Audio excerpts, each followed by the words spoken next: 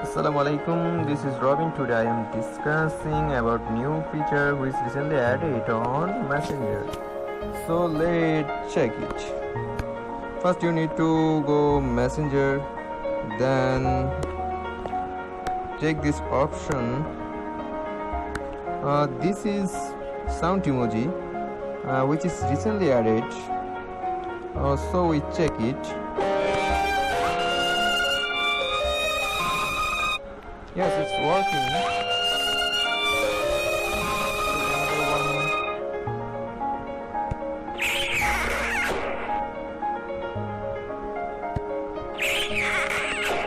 Yes, it's really working. So if you want to need this feature on your messenger, you need to update your messenger, then restore your phone. Hopefully it will add on your messenger app. So enjoy it. Goodbye.